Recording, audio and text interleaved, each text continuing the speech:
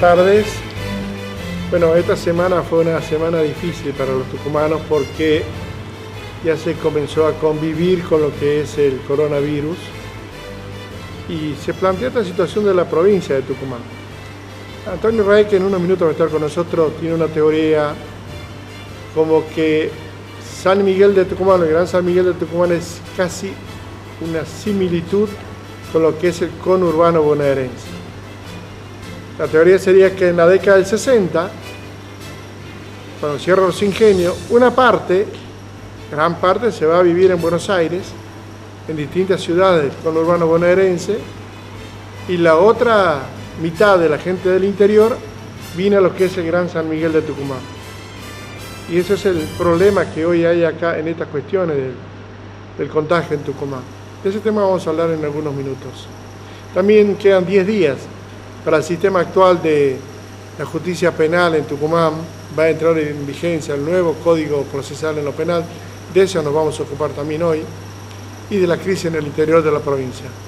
Pero arrancamos con el tema, ¿cómo vive la gente hoy psicológicamente en Tucumán? ¿Cómo le va? ¿Su nombre completo? Sergio Esparrel. ¿Usted es? Buenas tardes. Yo soy psicólogo, licenciado en psicología, trabajo en la cátedra de psicología laboral, soy profesor titular de la materia y trabajo también tanto en el gimnasio como en el Instituto Técnico como psicólogo. Bien. ¿Cómo le va, doctor? ¿Cómo está usted? ¿Cómo le va, Germán? ¿Cómo está? ¿Qué tal, Vanessa? ¿Cómo estás? ¿Qué tal, Romina? Cuenta. Pregunta para... La salud mental, doctor, ¿cuánto afecta hoy en las personas? Bueno, Y también cómo se lleva esto, ¿no? Ajá.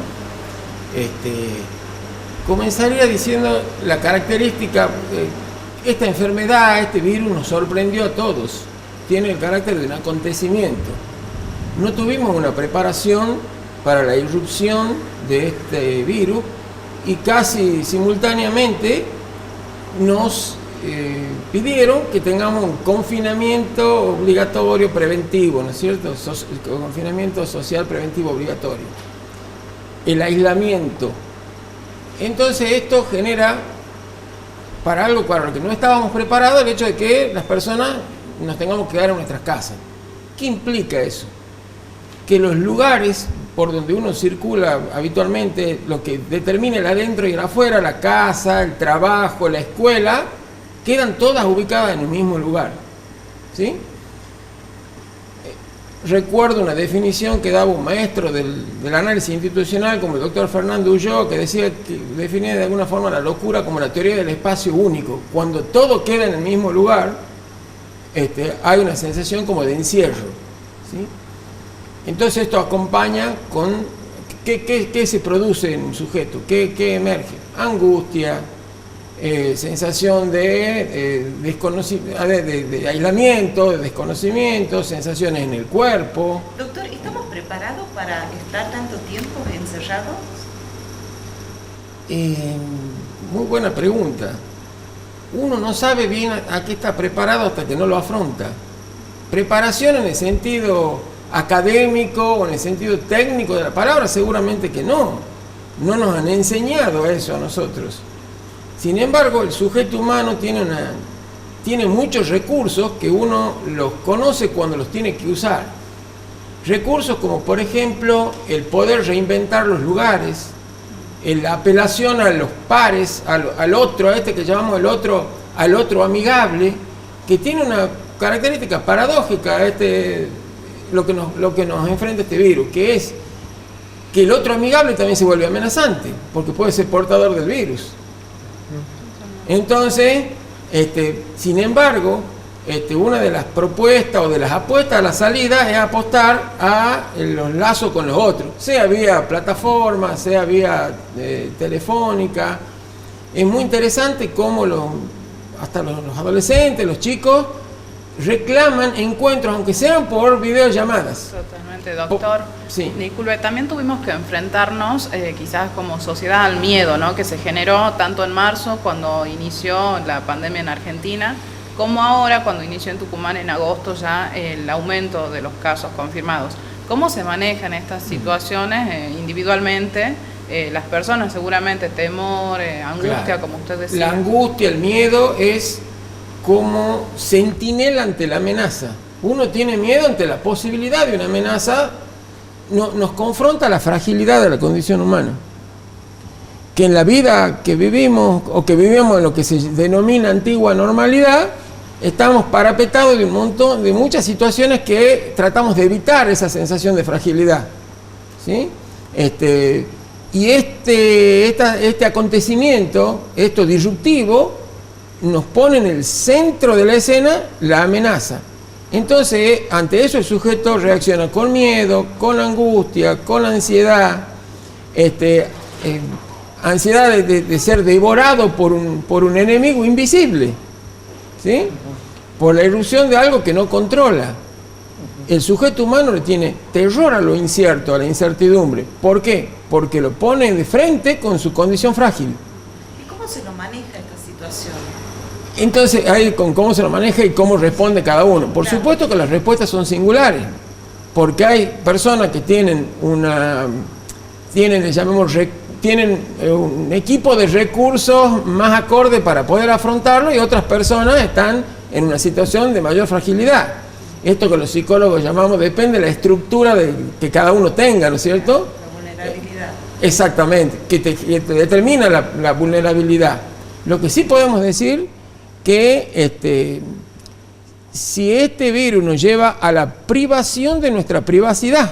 Hoy, ¿qué dice mucha gente? No tengo un espacio propio porque tengo muy cerca a mis seres cercanos, demasiado cerca a veces, ¿no? Por eso también ha generado una serie de situaciones donde se han desencadenado divorcios, matrimonios, reconciliaciones, o sea, hay una incidencia en lo social y en lo psíquico. El apelar al otro, vuelvo a decir, el otro amigable, el lado propiciatorio, el lado regulador que nos brinda el otro, porque el otro tiene dos caras. Por un lado está el otro que nos amiga con la vida, y por el otro también está el otro que a veces nos enemiga con la vida, ¿no es cierto?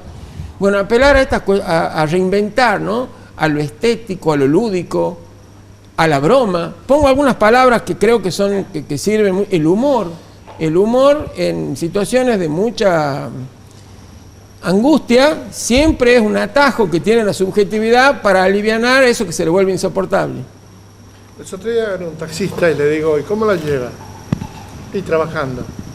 Le digo, ¿y cómo se siente usted trabajando? Mire, me dice, no tengo otra alternativa. Me encomiendo a Dios y salgo todos los días. Es un ejemplo. Pero, por ejemplo, la gente los otros días hizo una marcha. Salió, no tenía miedo. Esas situaciones, ¿qué son? ¿Negación al miedo? ¿O es un miedo encubierto? ¿O no hay miedo? Hay un autor que lo trabaja muy interesantemente este tema, que se llama Christophe de Jours, ¿no? Trabaja en psicopatología del trabajo. Dice que el trabajo es un escenario, una escena donde uno de alguna manera despliega esos impulsos, esas pulsiones, las pone en juego ahí. Y ante las ansiedades, ¿qué hace? ¿Cuáles son nuestras herramientas para defendernos de la ansiedad? Los mecanismos de defensa con los cuales venimos provistos. Negación, intelectualización, o sea, generamos argumentos inteligentes para tapar un miedo.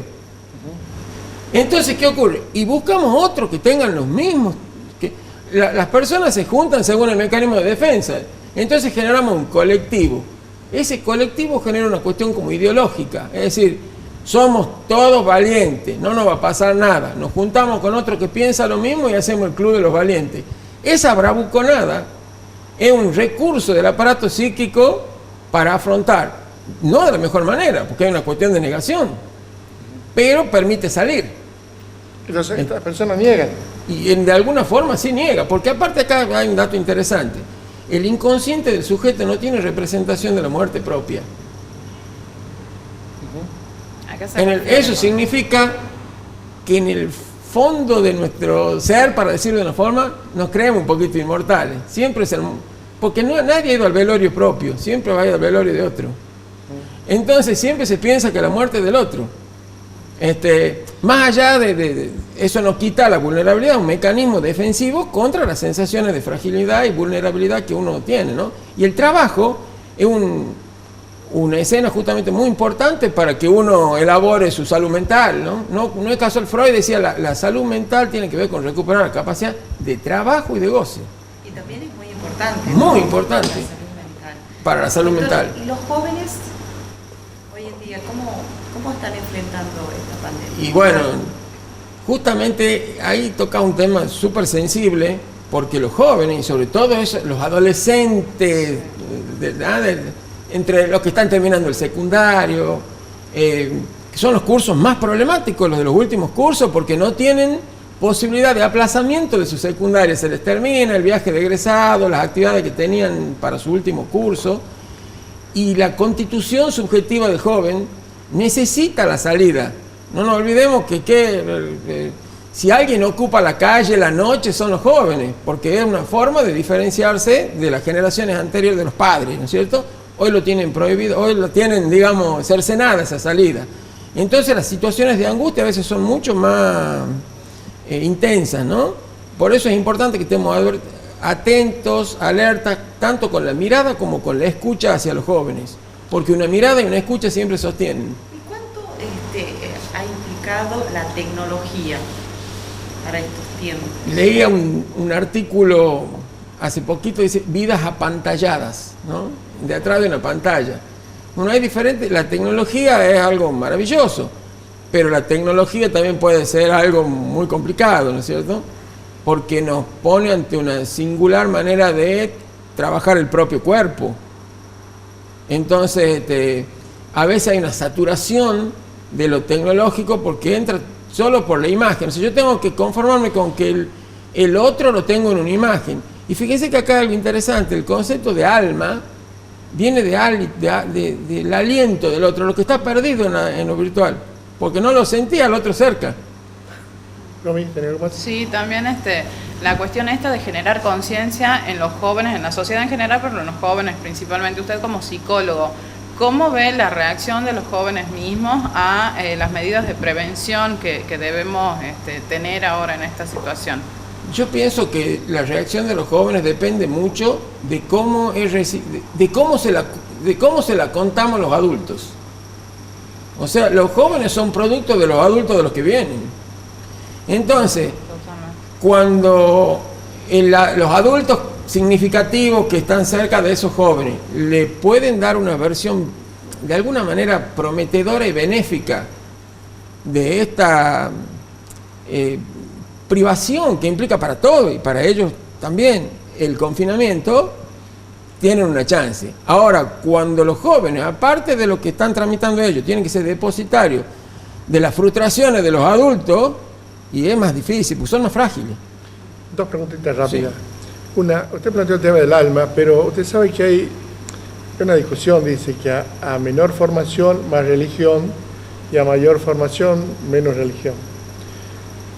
¿Cómo juega la religión en esto? Porque hay mucha gente que apela a la religión en este momento de angustia. ¿Cómo lo ve usted? Mire, le contesto con una famosa entrevista que le hacen a Freud hace mucho, que le dicen: doctor Freud, ¿usted piensa que con el avance del psicoanálisis, porque él trabajó mucho sobre la religión, las religiones corren peligro? Y él le dice: de ninguna manera. La religión es de la estructura del sujeto. El sujeto humano necesita la apelación a un orden superior, porque justamente por esta condición frágil, independientemente de la formación cultural que alguien tenga, en los momentos de fragilidad, muchas de nuestras vestiduras culturales no nos sirven mucho cuando necesitamos apelar a un otro. Cada uno le pondrá el nombre que pueda, según la religión en que se inscriba, a un otro que de alguna forma lo ampare, sobre todo en tiempos de desamparo. Entonces, el soporte religioso puede ser sumamente importante. Mirando a esa cámara, ¿cómo le dice a esas personas que están muy angustiadas, que no duermen de noche, que tienen mucho miedo? ¿Qué le diría usted mirando a esa cámara? Bueno, yo le diría, no sé, no intento dar consejos, porque creo que los consejos a veces entran por un oído y salen por el otro, ¿no? Pero sí apostar al proyecto, a una espera benéfica de alguna manera, a la construcción de una nueva normalidad, pero no una nueva normalidad como un ideal, sino una nueva normalidad según cómo cada uno se implique en ese mundo futuro que le viene, a poder elaborar a través de la cultura, de la lectura, del compartir, de valorar aquellos momentos y espacios que en otro, que anteriormente se decía que no lo hacía porque no tenía tiempo, ¿no? ¿Cuántas cosas postergamos porque no tenemos tiempo? Entonces a eso apostaría yo, ¿no? A generar proyectos. Dice que el proyecto es lanzar mucho de lo que el proyecto es tirar hacia adelante, ¿no? Muchas de las cuestiones que a veces se inscriben como lo abyecto, como lo algo la insoportable le debe dar el ser, para ponerlo de una forma. Lo tiro para adelante con ilusión y esos son los proyectos. Paso todo.